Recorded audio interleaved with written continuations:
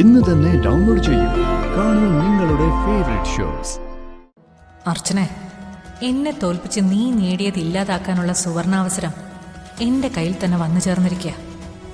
ഇത് കേൾക്കാനുള്ള ത്രാണി നിനക്കുണ്ടാവില്ലെന്ന് എനിക്കറിയാം. എങ്കിലും ഞാനിത് നിന്റെ മുഖത്ത് നോക്കി പറയും. ആ സമയത്ത് നിന്റെ മുഖത്തെ ഭയവും നിസ്സഹായതയും എനിക്ക് കാണണം.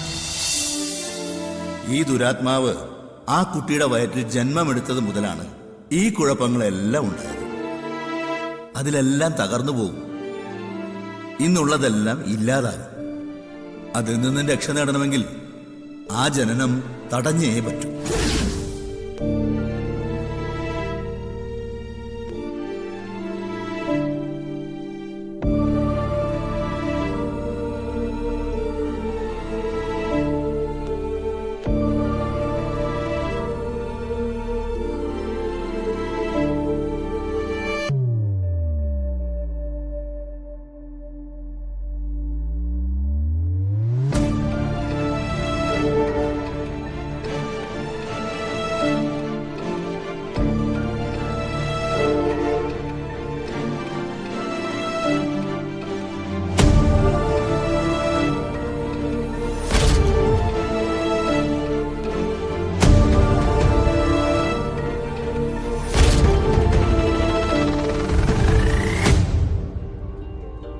ദാച്ച, വെള്ളം കുടിക്കേ.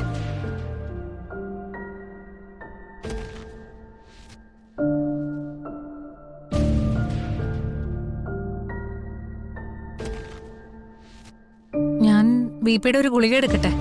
അച്ഛന് പ്രഷർ നല്ലപോലെ ഷൂട്ടപ്പ് ചെയ്തിട്ടുണ്ട്. വേണ്ട. അച്ഛാ, ജോത്സ്യം പറഞ്ഞ കാര്യം നമുക്കെല്ലാം വിഷമം ഉണ്ടാക്കുന്നതാ. പക്ഷേ അദ്ദേഹം അങ്ങനെ പറഞ്ഞു എന്ന് കരുതി നമ്മള് അതിന്റെ പേരിൽ ടെൻഷൻ അടിക്കരുത്. വേണമെങ്കിൽ നമുക്ക് ഒരാളെയും കൂടെ കാണാം.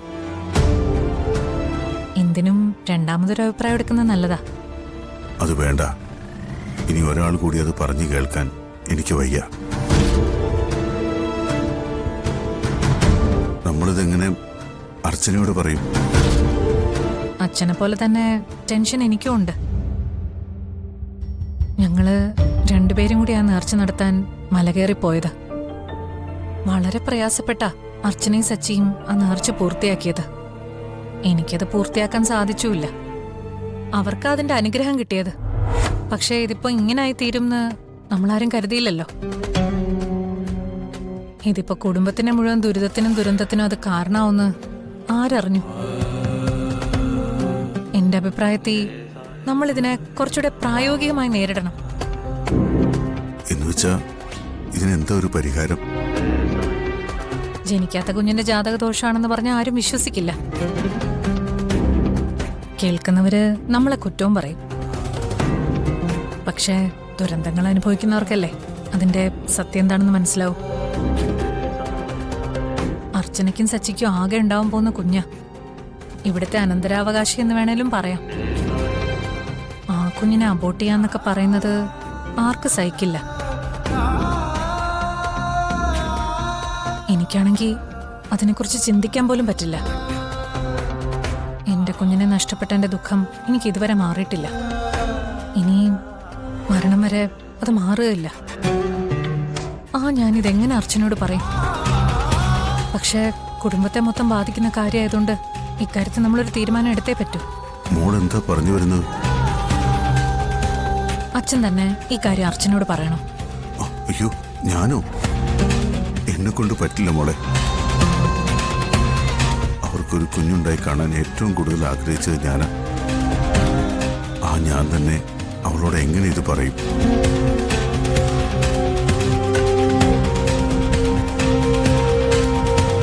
മോളെ, നീ ഒരു സഹായം ചെയ്യണം.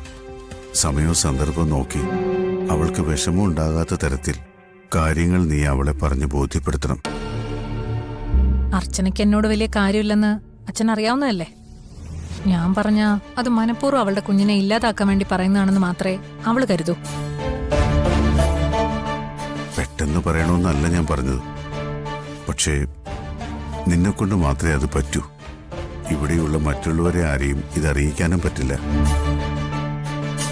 എന്തായാലും ഇന്നല്ലെങ്കിൽ നാളെ എല്ലാവരും ഇതറിയും. അപ്പൊ പിന്നെ നമ്മൾ മറച്ചു വെച്ചിട്ട് എന്താ കാര്യം? നിന്നോടല്ലാതെ അച്ഛൻ പിന്നെ ഇത് ആരോട് പറയും? ഈ കുടുംബത്തിന് വേണ്ടി ഏറ്റവും കൂടുതൽ ത്യാഗം ഇപ്പൊ അനുഭവിക്കുന്നത് നീയല്ലേ? നീയല്ലാതെ മറ്റേത് പെൺകുട്ടിയായിരുന്നെങ്കിലും എപ്പോഴേ നന്ദനെ ഉപേക്ഷിച്ചു പോയനെ. നിനക്ക് മാത്രമേ ഈ കാര്യം അർച്ചനയോട് പറയാൻ കഴിയൂ.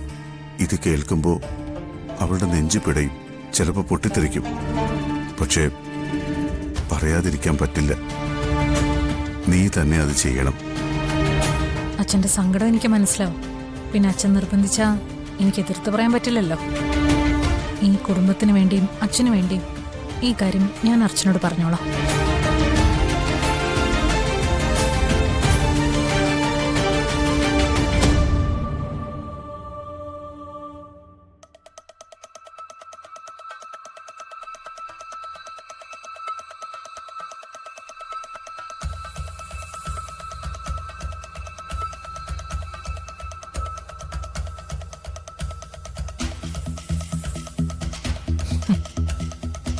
ഇനി കാര്യങ്ങൾ എങ്ങനെ പോണെന്ന് ഞാൻ തീരുമാനിക്കും.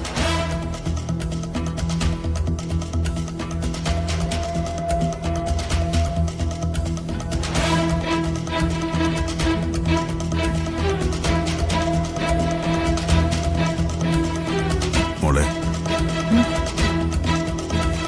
അച്ഛനൊട്ടും വയ്യ. കുറച്ചു നേരം ഒന്ന് കിടക്കട്ടെ.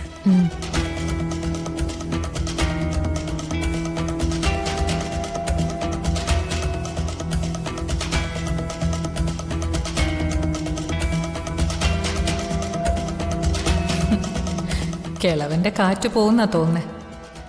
അർച്ചനെ, എന്നെ തോൽപ്പിച്ച് നീ നേടിയത് ഇല്ലാതാക്കാനുള്ള സുവർണാവസരം എന്റെ കയ്യിൽ തന്നെ വന്നു ചേർന്നിരിക്കുക. ഇത് കേൾക്കാനുള്ള ത്രാണി നിനക്കുണ്ടാവില്ലെന്ന് എനിക്കറിയാം. എങ്കിലും ഞാനിത് നിന്റെ മുഖത്ത് നോക്കി പറയാം.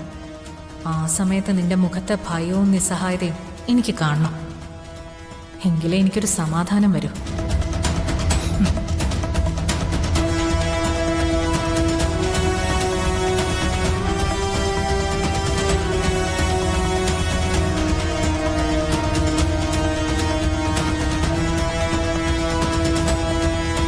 CI എന്നെ വിളിച്ചിരുന്നു. പക്ഷെ മധു ഒരിക്കലും ഇതിന് സമ്മതിക്കുമെന്ന് എനിക്ക് തോന്നുന്നില്ല. മധുവിന്റെ കാര്യം നിങ്ങൾ വിചാരിക്കുന്നത് പോലെയല്ല. അയാൾക്കെല്ലാം അയാളുടെ അനുജത്തി മാത്രമായിരുന്നു. അവൾക്ക് വേണ്ടിയാ അയാൾ ജീവിച്ചതുപോലും. അനുജത്തിയായിട്ടല്ല, സ്വന്തം മോളായിട്ടാ അയാൾ അവളെ സ്നേഹിച്ചതും വളർത്തിയതുമെല്ലാം. സ്വന്തം കുടുംബത്തിന് വേണ്ടിയും അനിയത്തിക്ക് വേണ്ടിയും ഗുണ്ടയായ ഒരാളാ മധു. അപ്പൊ പിന്നെ അവളെ കൊന്നവനെ അയാൾ വെറുതെ വിടോ? തൽക്കാലം ഇങ്ങനൊരു കോംപ്രമൈസ് മധുവിനോട് സംസാരിക്കാൻ എനിക്ക് ബുദ്ധിമുട്ടുണ്ട്. അതും ഇന്നത്തെ ദിവസം. ഞങ്ങൾ പറഞ്ഞല്ലോ മാഡം, അനൂപേൺ ഇത് മനഃപൂർവ്വം ചെയ്തതല്ല. സാധാരണ സംഭവിക്കുന്ന ഒരു റോഡ് ആക്സിഡന്റ് മാത്രം ഇത്. അല്ലെങ്കിൽ തന്നെ അനൂപേൺ എന്തിനാ ആ കുട്ടിയെ അപകടപ്പെടുത്തുന്നത്? അനൂപേണിനും ആ കുട്ടിയായിട്ട് ഒരു മുൻപരിചയം പോലും ഇല്ല.